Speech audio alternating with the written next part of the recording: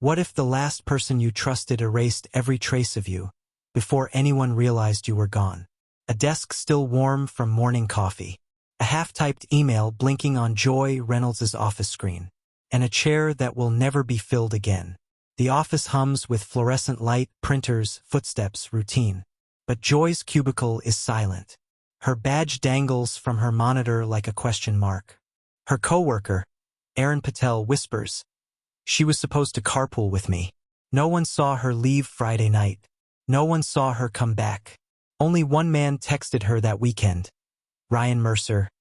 Trust me. I'll explain everything." Detective Nora Fields studies Joy's spotless apartment. No struggle. No phone. No fingerprints except her own and his. The neighbor, Grace Holloway, recalls seeing Ryan's car idling outside at 2 a.m. But the cameras caught something else. The lights went off, one window opened, and then nothing. Jordan Wells, Joy's closest friend, refuses to believe she vanished willingly. He finds a note stuck under her keyboard. "If I miss the meeting, ask what was promised." Detective Fields reads the message twice.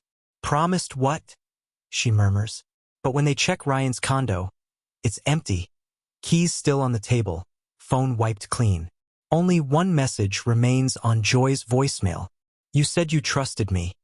So why did you look inside the box?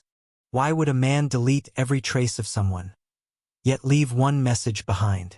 A gray storage box sits on Joy's desk. Its label, "Personal, do not open." Inside, only air and a faint scent of his cologne. Detective Nora Fields watches security footage frame by frame. Ryan enters the building Friday night. But when he leaves, he's carrying Joy's tote bag, not his own. Erin Patel breaks down during questioning. "She told me she was scared. She said he wasn't who he said he was." Every photo on Joy's phone gone, except one, timestamped 10:42 p.m. It's blurry, but in the reflection of a window, someone else is standing behind her. Jordan finds something in the box's lining, a folded receipt from a hardware store. The date, the night Joy disappeared. The purchase, duct tape, gloves, and a single padlock. Detective Fields exhales. "Run the serial number," she orders. But when the result prints, the name shocks everyone. The buyer wasn't Ryan Mercer. It was Joy Reynolds. Why would Joy buy the very things used to make herself vanish? Detective Nora Fields stares at the receipt, her pulse steady but cold. Joy's handwriting, perfectly neat, matches the signature at the bottom. The team retraces her last hours through security footage near the hardware store. She's alone, no one following. Yet a dark SUV waits across the street. Its headlights never turn off. Jordan Wells can barely speak. She was planning to protect herself, not disappear. In her desk drawer, he finds a work form labeled "Incident Report, Confidential." The name at the top, Ryan Mercer. Erin remembers Joy saying, "He's different when he thinks no one's watching." Detective Fields nods slowly. Then we find out who was. Later that night, an email surfaces from Joy's account, sent but never opened. Subject line, "If I'm not at work tomorrow, start with the basement." What did Joy know about that basement? And why did no one else ever go down there? Detective Nora Fields stands at the narrow stairwell below the office, the air heavy with dust and silence. Wednesday, 8:46 a.m. Maintenance logs show no record of the basement ever being inspected. But a single light flickers at the bottom, wired to a motion sensor. Erin watches from above, trembling. Joy always said she hated this place after dark. Nora brushes past old filing cabinets and stops. Someone carved 3 words into the wall beside the breaker box. "Trust is dangerous." Jordan steps closer, shining his phone light. Beneath a loose tile, he spots a metallic badge, Joy's company ID, snapped clean in half. Detective Fields exhales. She came down here willingly. Then her radio crackles. Ryan Mercer's vehicle has just been spotted, parked behind the same building. Why does a man return to the scene he swore he never visited? Ryan Mercer leans against his car, calm as sirens echo down the street. His first words to Detective Fields, You're looking in the wrong basement. He doesn't run. He doesn't fight. He just smiles when Nora shows him Joy's broken ID.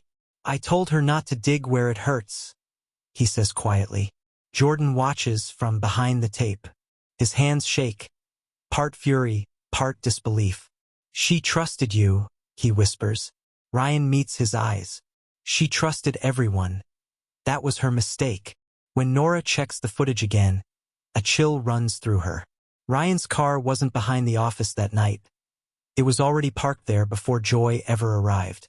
As they search the trunk, Nora stops breathing.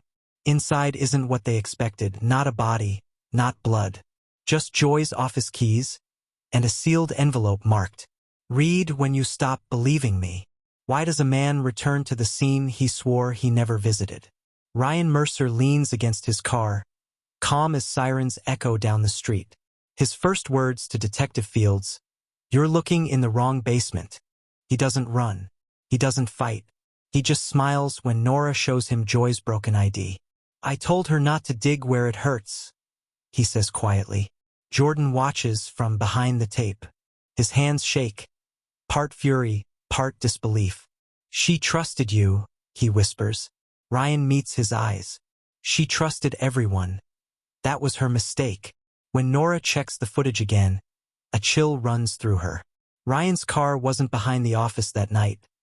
It was already parked there before Joy ever arrived. As they search the trunk, Nora stops breathing. Inside isn't what they expected, not a body, not blood. Just Joy's office keys and a sealed envelope marked, "Read when you stop believing me." What truth makes someone write a goodbye they never send? Detective Nora Fields unfolds the envelope, each line written in Joy's steady hand. No panic, just clarity. If you're reading this, then he's already changed the story. He says I overreact, that I imagine things. But numbers don't lie. Attached to the note, a spreadsheet of company expenses, all traced to accounts under Ryan's name. Funds missing. Fake vendors. Her name listed as approval. Aaron gasps. He used her login. Joy hadn't vanished to run. She'd vanished trying to prove theft. Every clue had been leading back to the office, not away from it. Jordan's voice cracks. She was set up.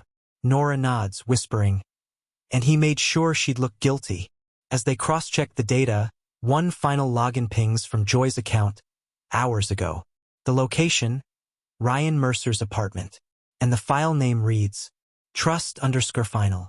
What if the last file she left wasn't a confession, but a trap? Detective Nora Fields opens the document labeled trust_final. It isn't numbers. It's a recording log.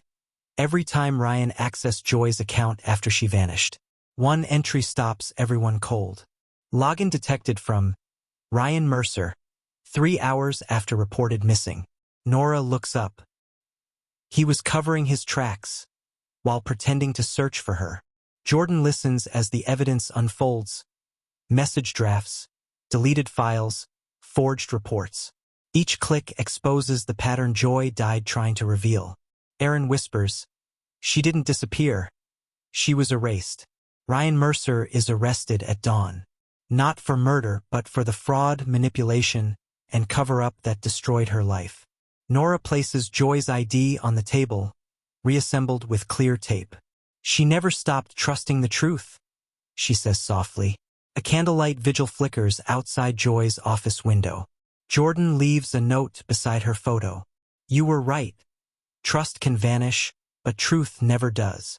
If this story stayed with you, subscribe to The Veil of Secret, where every silence hides a truth waiting to be heard.